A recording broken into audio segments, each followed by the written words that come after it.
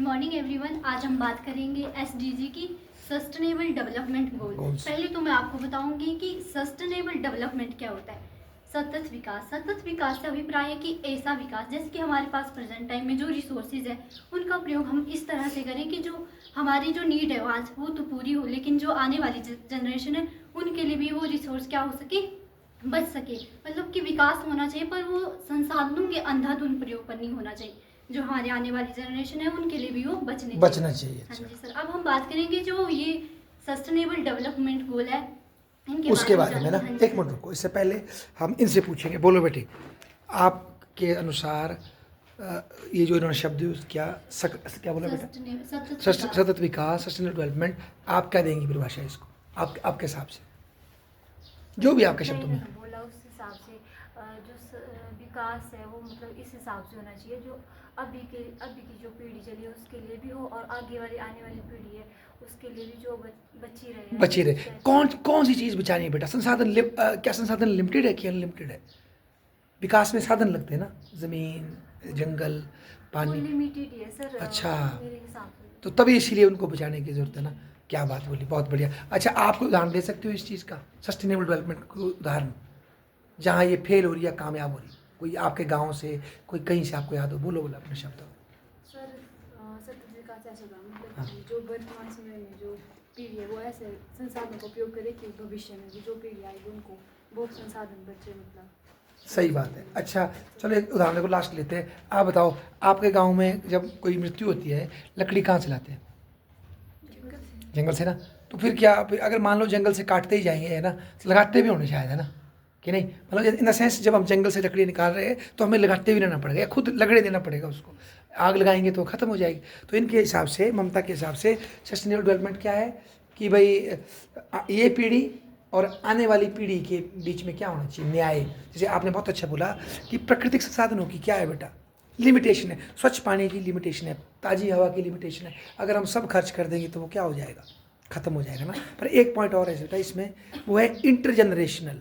मतलब एक तो आपने बताया ना इंटर वाला, एक है इंट्रा, कि इस पीढ़ी में जो गरीब लोग हैं उनको भी क्या मिलना चाहिए, न्याय। उनकी बेसिक जरूरतें क्या होनी चाहिए, पूरी। दोनों है इसमें बेटा, इंटरजनरेशनल जो तैने बोला, नए बच्चे और हमारे बीच में, और इंटरजनरेशनल जो वर्तमान युग में हम जी रहे हैं। कोई लोग इतने संसाधनों का उपभोग कर रहे हैं और कोई लोगों की बेसिक जरूरतें क्या नहीं हो रही है, पूरी नहीं हो रही। अच्छा, एक प्रश्न और है सबसे, ये देख लेता हूँ। सबसे पहले सस्टेनेबल डेवलपमेंट का कॉन्सेप्ट किसने दिया? सस्टेनेबल डेवलपमेंट का कॉन्सेप्ट किसने दिया? आप ही बताओ ममता, सुना है आपने पहले? ये मॉडर्न टाइम में दिया ब्रंटलैंड ने, ग्रो हरलेम ब्रंटलैंड कमीशन बना था, है ना? चलो अब बोलो आगे, शाबाश। 2012 में क्या होता है, यूनाइटेड नेशन की एक कॉन्फ्रेंस होती है।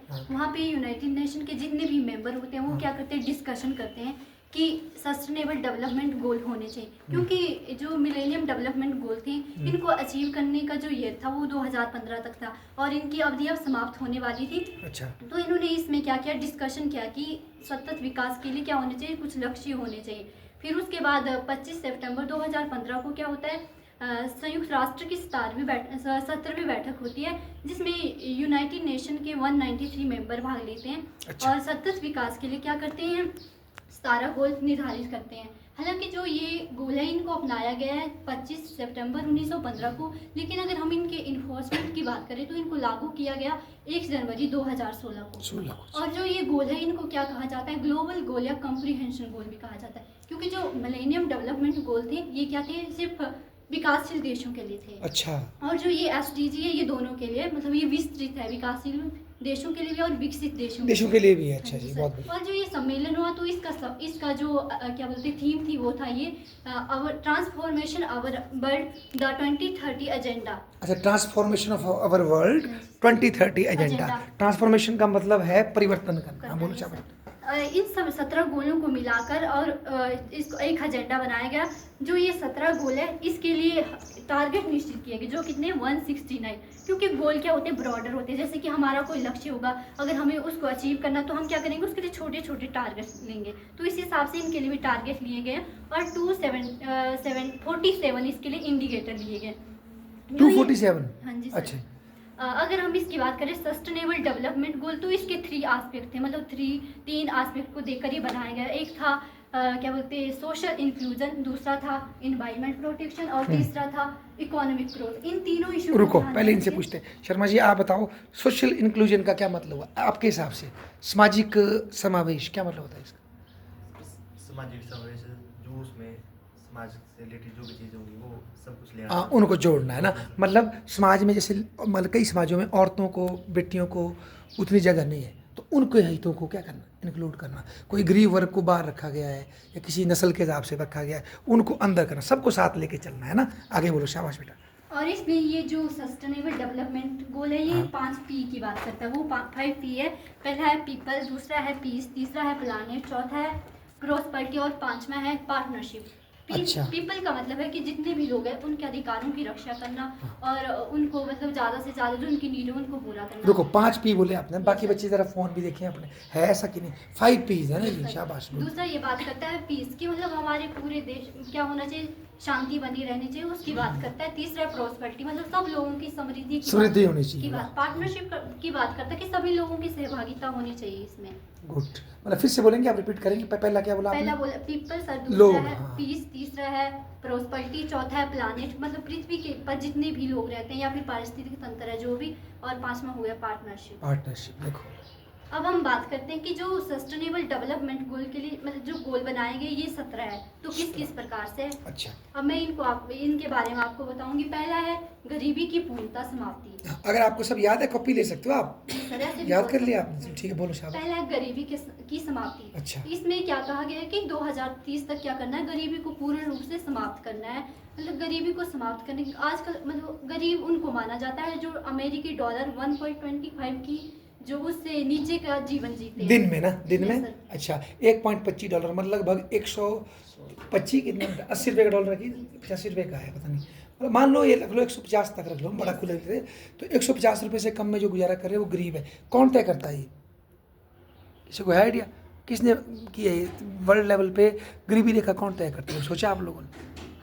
वर्ल्ड बैंक करता है बेटा ना। चेक करो बाकी बच्चे करता है कि नहीं। आगे तो बोलो। इसमें कहा गया है कि सभी लोगों के लिए ऐसे रोजगार की व्यवस्था की जानी चाहिए ताकि सभी लोग, चाहे वो उसमें नवयुवक आए या फिर महिलाएं पुरुष, सबको महिलाएं, रोजगार मिलना चाहिए ताकि गरीबी समाप्त हो सके और लोग अपनी बेसिक नीड जैसे कि रोटी, कपड़ा और मकान, इनकी बेसिक नीड पूरी हो सके। बिल्कुल। दूसरा जो है वो है भूखमरी की समाप्ति। जी। इसमें ये कहा गया है कि 2030 तक भूखमरी को समाप्त करना है। जैसे कुछ गरीब लोग होते हैं जो 3 वक्त का खाना नहीं खा पाते, या फिर जैसे ये बात करता है कुपोषण को समाप्त करने की, जिसमें आते हैं वृद्ध लोग या फिर छोटे छोटे शिशु होते हैं या फिर गर्भवती महिलाएं होती हैं, तो ये उनको पौष्टिक आहार प्रदान करने की बात करता है कि 2030 तक ऐसा करना कि सबको पौष्टिक आहार मिले। एक मिनट जरा, कोई बच्चा आप रेट सर्च करो और देखो दुनिया में सबसे ज़्यादा गरीब भूखमरी किन देशों में, देखो जरा, आप बोलो तो। और तीसरा है अच्छा स्वास्थ्य और जीवन स्तर। ये बात करता है लोगों को अच्छा स्वास्थ्य मिले और उनका जीवन स्तर अच्छा हो। जैसे कि कोई भी बीमारी, HIV हो गया, एड्स हो गया, लोगों को बीमारी उनके बारे में जागरूक करना है। बिल्कुल। और जैसे कि ग्रामीण के क्षेत्र होते हैं वहाँ पे अस्पताल बनाना और लोगों को मुफ्त क्या करना, स्वास्थ्य सुविधा उपलब्ध करवाना सही ताकि उनका स्वास्थ्य अच्छा हो। और चौथा ये बात करता है गुणवत्तापूर्ण शिक्षा की। इसमें कहा गया है कि सभी, चाहे वो लड़कियां हों या फिर लड़के हो, सबको क्या मिलना चाहिए, गुणवत्तापूर्ण शिक्षा। और ये प्राइमरी एजुकेशन का कोर्स भी देता है कि सब लोगों को प्राइमरी एजुकेशन मिलनी चाहिए। क्योंकि शिक्षा क्या है, सतत विकास की बुनियाद है। अगर लोग एजुकेटेड होंगे तभी जो हमारे पास तो सस्टेनेबल डेवलपमेंट के लिए जो लक्ष्य निर्धारित किए गए उनको प्राप्त कर सकते हैं। शिक्षा से क्या होता है, लोगों में नॉलेज बढ़ता है। अगर जिस व्यक्ति के पास नॉलेज है उसमें कॉन्फिडेंस आएगा, कॉन्फिडेंस होगा तो वो आत्मनिर्भर होगा, क्योंकि शिक्षा से व्यक्ति में कौशल की वृद्धि होती है। अगर व्यक्ति के अंदर कौशल है तो वो कोई भी काम कर सकता है। और शिक्षा से क्या होता है, आजीविका कमाने के अवसर मिलते हैं और लोगों का जीवन स्तर क्या होता है, अच्छा होता है।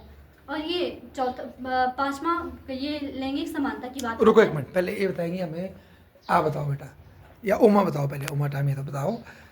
एक लड़की जो कि अच्छी 10 पढ़ी है या 8 पढ़ी, ठीक है, मतलब उसको अच्छा पढ़ाया गया, उसमें उसको अक्षरों का ज्ञान भी है, हाइजीन का भी, कि साफ सफाई सब कुछ है उसको नॉलेज, उस बच्ची में और जो बच्ची पढ़ने नहीं गई स्कूल, क्या फ़र्क होगा वहाँ पे हिसाब से? जो स्कूल में पढ़ने तो मतलब उसे नॉलेज नहीं होगा ना कि नॉलेज किस सेंस में कि भाई घास कहाँ से निकालना है, मतलब पढ़ाई के साथ में एजुकेशन में उसे मतलब एजुकेशन नहीं होगी। हाँ, मैं वही बोल रहा बेटा, एजुकेशन क्या ऐड करती है हमारी पर्सनैलिटी में? जो एक एजुकेटेड लड़की में, जैसे आप एजुकेटेड हो रहे हो, और जो बच्ची बेचारी नहीं पढ़ने गई स्कूल में, है ना, अपने घर के काम में ही रह गई या कचरा उठा रही है, उसमें और आप में क्या फ़र्क है? शरीर तो चलो गोरे काले आदमी होते हैं, पर और क्या फ़र्क है? एक फ़र्क क्या होता है? पढ़ाई से क्या फ़र्क आता है? हाँ मतलब हमारी पर्सनल डेवलपमेंट होती है, लेकिन हाँ। मतलब उसमें क्या बोलते, मतलब उससे इतना नॉलेज नहीं होगा। ठीक है, पर नॉलेज नहीं होगा उसको ना, पर्सनल डेवलपमेंट नहीं होगी। आप बोलो बेटा क्या फ़र्क आता है? आप यहाँ पढ़ रहे हो इतना अच्छा, ठीक है, जैसे गलत ठीक जैसे पढ़ रहे हो, एक लड़की जो पढ़ी नहीं बिल्कुल, उसमें और आप में क्या फ़र्क है बताओ? मैं मतलब शारीरिक फ़र्क की बात नहीं कर रहा, ना कपड़ों की, मतलब मेंटल लेवल पे क्या फ़र्क है आप में और उनमें? क्या फ़र्क होगा? गेस करो, ट्राई करो, गलत ठीक चलता है। आप बोलो बेटिया क्या फ़र्क होगा आपके बीच में और जो आपकी सहेलियाँ पढ़ी नहीं, सपोज सर भगवान हो ना सकता है जैसे कि गांव की लड़की होगी हाँ। जो पढ़ी नहीं है, हाँ। अगर मैं हूँ जैसे कि मुझे हाँ, थोड़ा पूरा ज़्यादा ज्ञान। नॉलेज होगा, पढ़ाई में भी मैं अच्छी होंगी, उनको हाँ। उतना ज़्यादा नहीं होगा, बट ऐसा हो सकता है कि नॉलेज के हिसाब से हो सकता है कि किसी काम में उनको ज़्यादा अच्छा नॉलेज हो, जैसे कि गाँव में कोई भी काम वो अच्छे से करती हो, है, हाँ। और मैं नहीं कर सकती उस काम को। बिल्कुल, परंतु उसको कई चीज़ों का, जैसे जो आपको यहाँ मौलिक अधिकारों का पता लग रहा है, कई और चीज़ें आप सीख रहे हो, उसमें वो बेचारी डिसएडवांटेज में जाएगी ना।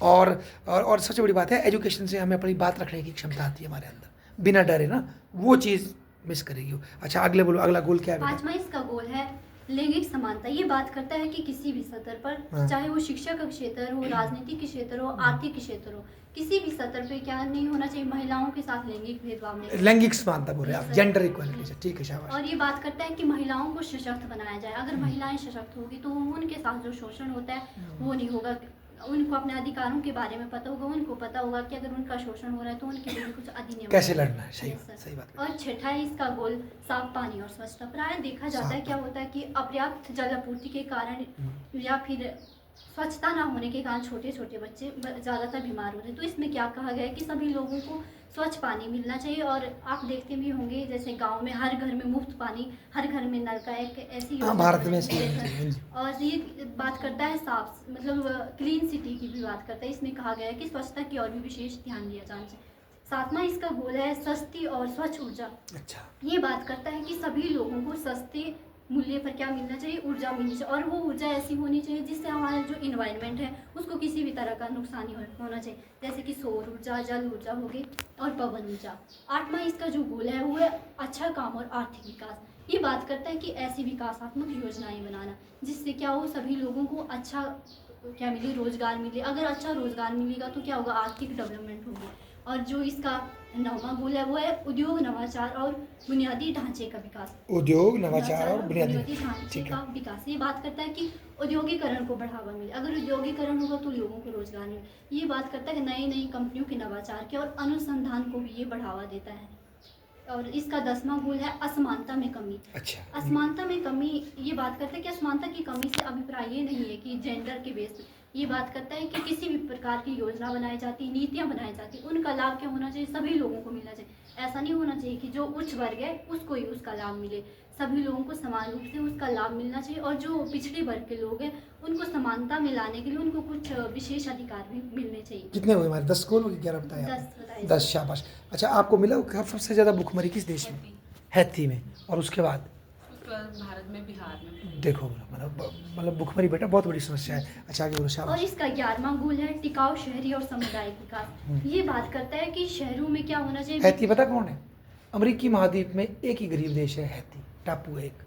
मुझे अमेरिकी महाद्वीप देखा होगा मैप में, वहाँ एक ही गरीब देश है, उसका नाम क्या है? हैती। आगे बोलो, शाबाश। ये बात करता है टिकाऊ शहरी और सामुदायिक विकास। ये बात करता है कि शहरों में विकास इस प्रकार से होना चाहिए कि वो स्थायी हो और उस विकास से पर्यावरण पर न्यूनतम प्रभाव पड़ना वाह, चाहिए। कितना और ये अच्छा। सामुदायिक विकास की बात करता है, सबका साथ सबका विकास, सबको साथ में लेने की बात करता है। और जो इसका 12वां गोल है एक वो मिनट है रुको, आप कौन बताएगा? आप बताओ शर्मा जी। जो अभी हमारे कुल्लू की हालत है या पूरे भारत की हालत है, गाड़ियाँ कटी है, सब ने खींची हुई है, हम भी दोषी होंगे उसमें। अगर गाड़ियाँ चलती रहेंगी शहर में तो क्या ये सस्टेनेबल मॉडल है? इसकी बजाय वो मेट्रो टाइप भी होनी चाहिए, या मतलब जैसे पब्लिक ट्रांसपोर्टेशन होना चाहिए, या गाड़ियों वाला सिस्टम ठीक चला है?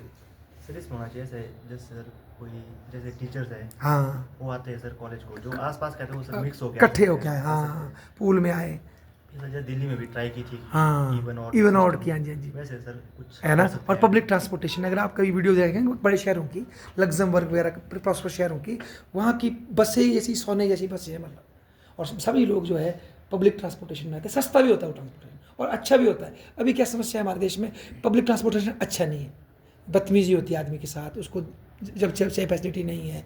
और अगर अच्छा होगा सस्ता भी पड़ेगा और सड़क में रश भी क्या होगा, कम, और गाड़ियाँ धुआं भी क्या छोड़ेगी। अगर आप पढ़ोगे ना, गाड़ियों का धुआं बहुत बड़ा कारण है किसके लिए, क्लाइमेट चेंज के लिए। आगे बोलो बेटा, शाबाश। इसका 12वां गोल है जिम्मेदारी के साथ उपभोग और उत्पादन। ये बात करता है कि हमें क्या करना चाहिए, हम कोई भी उत्पादन करते हैं तो ये हमारी रिस्पॉन्सिबिलिटी है कि उससे पर्यावरण को नुकसान न हो। और उपभोग, हम किसी भी वस्तु का उपभोग करते हैं, जैसे कि हमें अवशिष्ट उत्पादन नहीं करना चाहिए, कम से ज़्यादा से कम, हाँ। ज़्यादा सार्वजनिक वाहनों का प्रयोग करना चाहिए, प्रदूषण नहीं फैलाना चाहिए, प्रदूषण में कमी करनी, ऐसे बात करता है। और इसका जो 13वां गोल है वो क्या रहा मुझे 12वां, जिम्मेदार उपभोग एवं जिम्मेदारी के साथ उपभोग और उत्पादन। अच्छा देखो, हम सब कंज्यूमर है, पता आपको।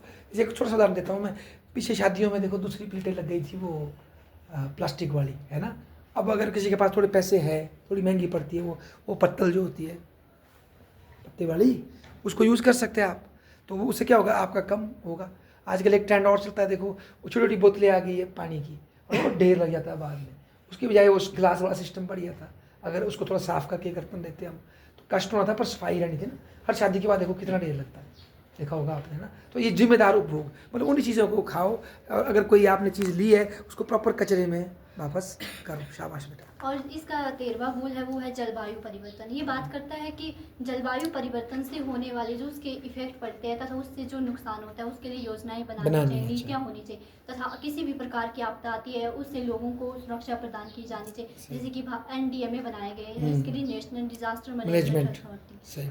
और ये क्या करता है, ये किसी भी प्रकार की आपदा आती है तो लोगों को क्या करता है, सुरक्षा प्रदान करता है या फिर अनुसंधान करता है, पहले लोगों को अवेयर करता है। जैसे कि कई क्या होते हैं, फ्लड प्रोन एरियाज होते हैं जहाँ पे ज़्यादा बाढ़ आने की संभावना होती है, लोगों को जागरूक किया जाता है। और इसका जो 14वां गोल है वो है पानी में जीवन। मतलब कि पानी के अंदर जितने भी जीव रहते हैं हमें उनको क्या करना, सुरक्षित करना है। ये बात करता है समुद्र, जो समुद्री पारिस्थितिक तंत्र की सुरक्षा की। और ये बात करता है कि समुद्रों में हम लोगों को प्रदूषण नहीं फैलाना चाहिए। और इसका जो 14वां गोल है वो भूमि में जीवन। भूमि में कई हम लोग भी रहते हैं। 14वें का ही पार्ट है ये। नहीं सर, 15वां भूमि में जीवन। अच्छा, भूमि में जीवन, जो वाह वाह। पृथ्वी पर जीवन।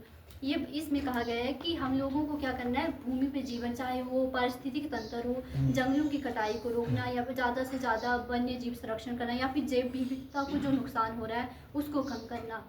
वाह। इसके लिए अभी जो COP16 जो कल बात कर रहे थे हम, जो काली में हुई, उसमें यह तय किया गया है 30% समुद्र को बचाया जाएगा।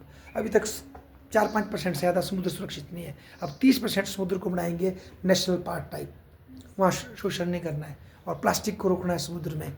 और जो ज़मीन पे क्या होता है, ज़मीन में कहाँ करते हैं रक्षा आप, national park, wild life sanctuary, और एक होता है बायोस्फीयर रिजर्व, इस तरह के बनाने ताकि वो बचे जानवर, है ना। आगे बोलो। शाबाश। इसका 16वां गोल है शांति और न्याय के लिए संस्थान। ये बात करता है कि विश्व स्तर पर क्या होना चाहिए, शांति बने रहे और सभी लोगों को मुफ्त न्याय मिले, जिसके लिए क्या, तथा जैसे कि अपराध या फिर आतंकवाद, इन सभी घटनाओं को रोकने के लिए अंतर्राष्ट्रीय स्तर पर संगठन होने चाहिए। शाबाश। और जो इसका 17वां गोल है वो क्या है, इन सभी लक्ष्यों की प्राप्ति के लिए आपसी साझेदारी। ये बात करते हैं जो 16 गोल दिए गए हैं, तो ये गोल कैसे पूरे होंगे, इनको हम कैसे अचीव करेंगे, जब क्या होगा, सभी लोगों में साझेदारी होगी, चाहे वो सार्वजनिक के क्षेत्र हो, सरकार हो, निजी के क्षेत्र हो, सामाजिक संगठन हो, या फिर लोग। अगर हम सब अपना अपना योगदान देंगे तभी हम इन गोल को क्या कर पाएंगे, अचीव कर पाएंगे। Thank you. ताली बजाओ।